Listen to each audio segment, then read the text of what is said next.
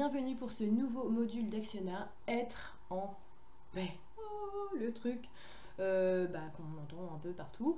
Être en paix, comment réussir en fait à cultiver un état permanent. Mais qu'est-ce que ça veut dire être en paix?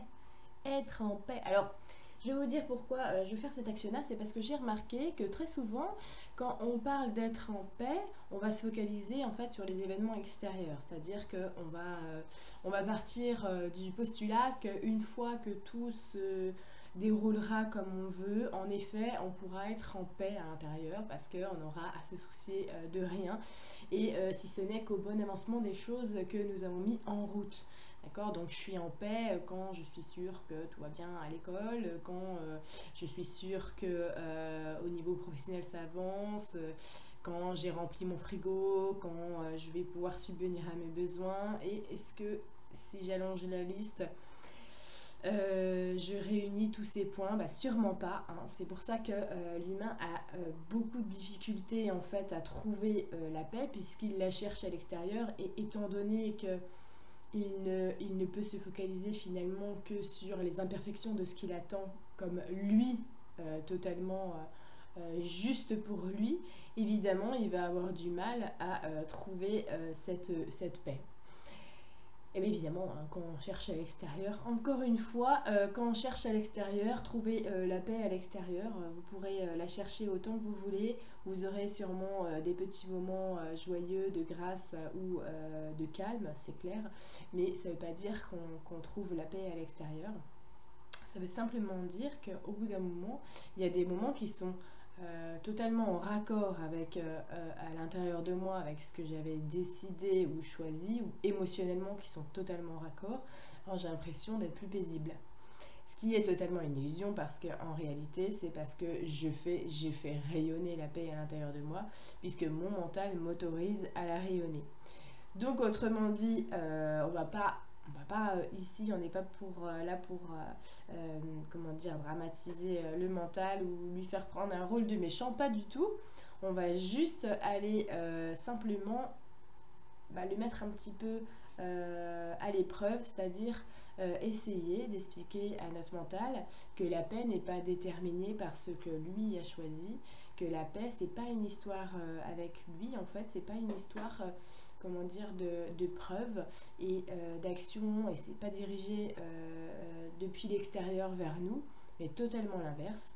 Et pour ça, on va lui demander au mental d'aller plus profondément copiner avec notre moi. Donc on va se servir de sa partie évolutive en fait. Donc concrètement, comment ça se passe?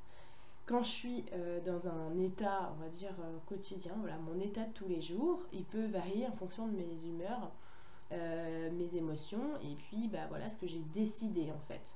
Donc mon état d'humeur, il va être complètement en accord avec mes pensées et mes émotions. Ça va définir mon état du jour. Ok. Donc mon état du jour, il est très influençable puisque évidemment, il est lié avec mes pensées, mes émotions. Et mes pensées, mes émotions, vu que mon mental, il veut raccorder tout ça avec l'extérieur, évidemment, il va se laisser influencer par des événements extérieurs. Mais si on va couper cette influence consciemment, c'est-à-dire ne pas se laisser influencer par l'extérieur et comprendre tout simplement que en fait l'extérieur, il n'est qu'un prolongement de mon intérieur. Donc que ça ne va pas de l'extérieur vers moi, mais de moi vers l'extérieur. Okay. C'est-à-dire que c'est à moi d'apporter les détachements et les points de vue en hauteur nécessaires pour cultiver cette paix à l'intérieur de moi. Autrement dit, je vais aller la chercher à l'intérieur de moi directement, d'accord, au lieu de l'attendre de l'extérieur, puisque l'extérieur n'est qu'un prolongement, donc une seconde étape. Donc, je vais repartir de la première étape qui consiste à me détacher, alors se détacher des émotions et de mes pensées involutives. Alors, j'entends beaucoup, oui, il faut vivre les émotions, se laisser transpercer, traverser complètement par les émotions. Je suis d'accord. Ce que je veux vous expliquer là, c'est qu'il y a un énorme gros pouvoir d'influence de nous-mêmes sur nous-mêmes, et que souvent on se laisse complètement happer par ce pouvoir qu'on n'arrive pas à diriger. Alors quel est ce pouvoir pour cultiver la paix? Alors c'est très simple. quand on est, voilà, on est dans notre journée et il y a un événement extérieur, je sais pas, vous avez un coup de fil de la banque qui vous dit que c'est la galère. Voilà, c'est l'information. Donc une information, c'est ni bon ni mauvais. C'est une information. Voilà, c'est simplement voilà, une information, une particule, elle a sa vie en elle-même, elle n'est pas colorée. Mais moi, quand je vais recevoir cette information au niveau de mon compte, je vais me dire, ouh, mon Dieu, horreur, warning, Donc, je vais traiter l'information sur un plan mental. Et cette information, vu que je le traite sur un plan mental, et je vais dire, horreur, je suis pas contente, tout va mal, je vais aller embarquer mon émotionnel, d'accord? Parce que l'information, du coup, elle redescend. Et mon émotionnel va commencer à faire une grosse vague. Et puis, va aller piocher. En fait, ça va se densifier. Et qu'est-ce qui se passe quand une information se densifie? Elle devient une émotion comme ça qui va aller remonter en moi. Donc, peut-être que je vais être en colère, je vais avoir peur, je vais être triste, je vais être déprimée. Voilà, je vais avoir une émotion en accord avec l'information initiale. Donc, à partir de là, regardez bien, par exemple, autour de vous, les moldus, regardez bien, ils vont aller générer tout ce mouvement énorme, et ça, c'est le mouvement de la psyché, de la force, en fait, du mental, qui est complètement combiné avec l'émotion. Alors, vous voyez, il y a un petit noyau mental qui a fait un énorme nœud, et là, tout autour, il y a une grosse densification de l'émotion, et ça fait un énorme boulet. Énorme boulet qu'on a devant soi, à l'intérieur de soi, tout autour de soi. Et à partir de ce moment-là, c'est très difficile de prendre cet énorme boulet qui pèse 3 tonnes et de l'enlever, de s'en détacher pour retrouver la paix à l'intérieur et donc de se lâcher la grappe. Et oui, c'est très difficile d'avoir une grappe immense à lâcher. Alors, la petite astuce, c'est justement que cette grappe ne devienne pas aussi lourde. Et c'est pour ça qu'il va falloir réagir avant. Donc si je reprends cette situation, j'ai mon banquier qui m'a appelé, qui m'a donné une nouvelle, une information. Ok, je la traite en pensant voilà, que objectivement, cette information pour moi est négative. Attention, je suis assez consciente pour savoir que automatiquement mes émotions vont se lier avec ma pensée, d'accord? Donc attention à l'auto-influence que j'ai sur mes émotions. Donc je vais essayer de détacher mon mental de l'émotionnel, ok? Au moins, je vais laisser mon émotionnel, parce que l'émotionnel a une énorme force d'influence. Je vais le laisser tranquillement là où il est et je vais simplement conscientiser mes propres pensées. J'ai reçu l'information, je la prends sur quelque chose de négatif, ok. Je ne veux pas la redescendre dans l'émotionnel et faire quelque chose d'horriblement lourd, parce que j'aurais envie de pleurer, d'hurler de colère, et je serais dégoûtée, voilà. Donc, je reste ici dans le mental, mais au lieu de faire descendre ce mental et de commencer à accumuler une énorme quantité de pensées, je remonte sur l'information initiale qui n'a pas de couleur ni d'odeur. Donc, je remonte sur cette information-là et je l'accueille comme elle est. Voilà. Je l'accueille comme elle est, ok, j'ai compris, j'ai pris l'information, ok. Maintenant, je ne vais pas prendre l'information et me faire énormément de mal avec. Parce que sinon, je vais générer un énorme mouvement, un énorme boulet que je ne pourrai pas détacher. Donc, quand j'ai cette information, je vais essayer de regarder ses polarités, cette information. Donc, moi, cette information-là, clairement, je vais l'interpréter comme une polarité négative, ok? Mais si cette information est clairement négative d'une manière objective, parce que voilà, il y a un problème avec mon compte, par exemple, eh bien, c'est-à-dire que ici, le négatif et le positif, d'accord, ils ne sont en rien séparés, si ce n'est dans l'illusion. Donc, cette information, si je la prends comme elle est dans sa globalité et que j'arrête d'en séparer son côté négatif, d'accord, parce que je vais séparer son côté négatif sinon, et je vais m'en faire ma croix. Donc, ce côté négatif, en fait, c'est moi qui va l'attiser.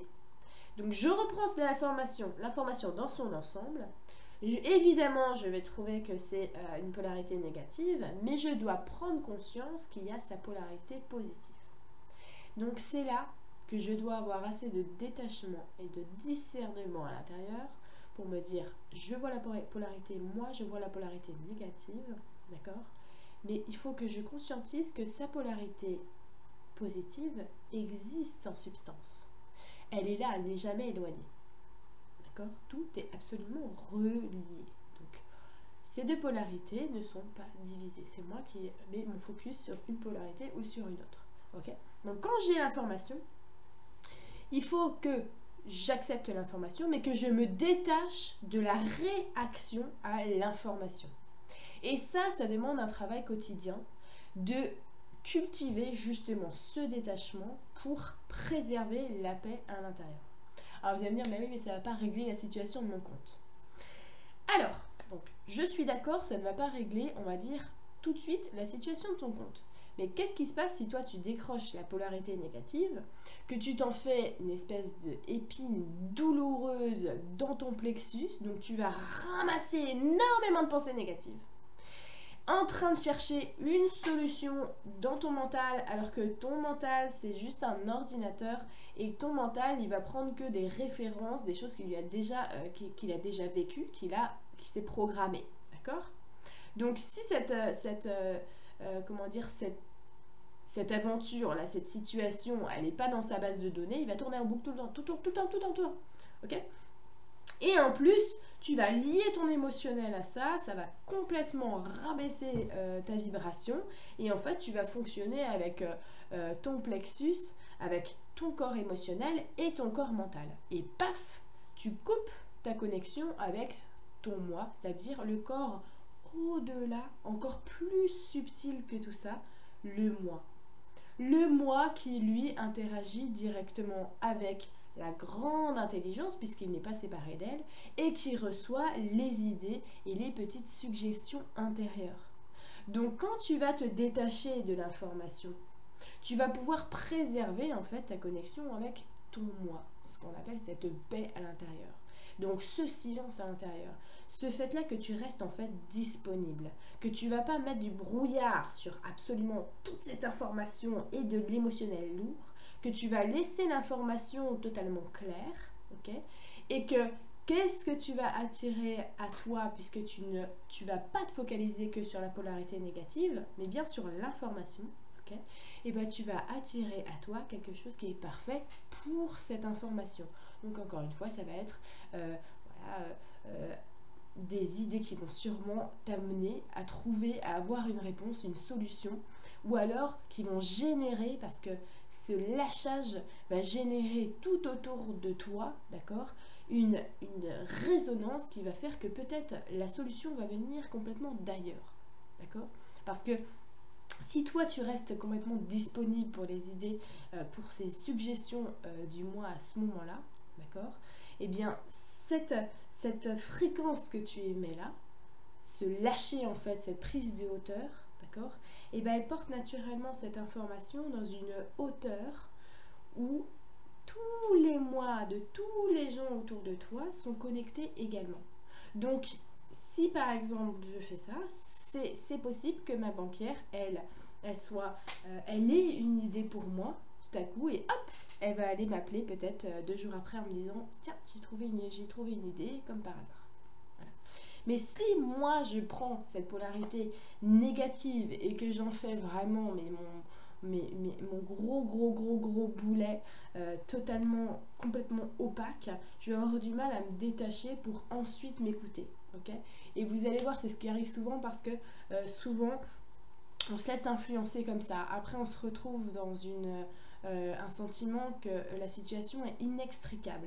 Et quand on est totalement étouffé par la situation et on va dire on capitule, au bout d'un moment on est tellement pas bien, la psyché a pris un rôle énorme, l'émotionnel il a tout amplifié, gonflé tout, ça se trouve vous allez prendre la tête avec vos amis, votre famille, vous n'êtes pas bien au travail, comme vous voulez. Et puis tout ça, ça fait quelque chose encore plus lourd et ça rajoute toutes les autres polarités négatives que vous avez prises de toutes les autres informations. Vous avez l'impression que ça fait une énorme pelote de laine. Ok ?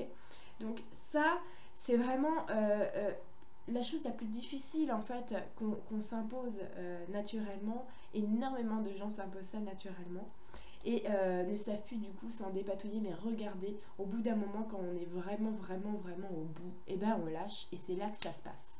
Donc avant de s'infliger tout ça et d'arriver au bout du truc, ok, eh bien on peut avoir ce détachement primordial, j'ai envie de dire, parce que qu'il faut mettre en priorité. Voilà, c'est un détachement qui est super important à faire et qui demande du travail sur soi, c'est vrai, mais finalement c'est beaucoup moins lourd. Vous allez voir, si vous le pratiquez régulièrement, c'est beaucoup moins lourd en fait que de se prendre des décharges comme ça, de aller forger cette énorme massue qui va vous tomber dessus avec votre émotionnel et vos pensées. Ok, donc c'est un petit peu, on va dire, et même complètement lié au lâchage de grappe, évidemment. Cet état de paix à l'intérieur, c'est un état de détachement. C'est un état de détachement sur les influences extérieures. D'accord ? Ça ne veut pas dire que je m'en fiche de tout ce qui se passe. Ça veut simplement dire que je ne vais pas influencer mon intérieur et que je vais préserver mon intérieur comme un jardin complètement libre en fait, un jardin d'air où les informations vont passer. Donc les informations subtiles, voilà, je vais conserver ce jardin totalement libre, ce jardin d'air, pour que les informations subtiles puissent passer très clairement. D'accord ? Que si mon jardin d'air à l'intérieur de moi, j'en fais un jardin de pensée en boucle, mon jardin d'air il va être s'asphyxier tout seul et je ne vais plus entendre ces suggestions qui paraissent évidentes et qui viennent de l'intérieur, comme tiens, je vais appeler cette personne-là, elle va pouvoir me conseiller. Voilà, c'est hyper important de cultiver en fait cet état, parce que la paix, c'est pas quelque chose dans laquelle on est immergé en permanence, c'est quelque chose qu'on a nous-mêmes comme un bouton qu'on a à cliquer en nous au bon moment. Voilà, parce que naturellement, on prend notre vraie nature, notre moi, toujours en paix. C'est simplement à partir du moment où on dissocie le mental involutif, on va dire la personnalité, d'accord, mais il est pour rien. On le dissocie de notre moi, d'accord. Donc du coup, ils s'emboîtent plus tous les deux, ils sont plus raccords. Donc quand votre moi il va vous dire mais non, tout va bien, le mental il va dire ouais, bah c'est ça, mais t'es fou. Mon banquier m'a appelé et puis ça va pas du tout. Mais le moi, eh bah, c'est fini, on l'écoute plus parce qu'on est complètement là-dedans. Okay. Donc ce qu'on va faire en fait, c'est essayer de soulager un petit peu notre mental et lui dire ne t'inquiète pas, je prends soin de toi. Je prends soin de toi, j'ai plus de hauteur, je peux voir, je peux prendre les informations sur un plan plus subtil et j'ai confiance là-dedans parce que je suis liée avec toute la matrice, tout le grand principe, toute la création.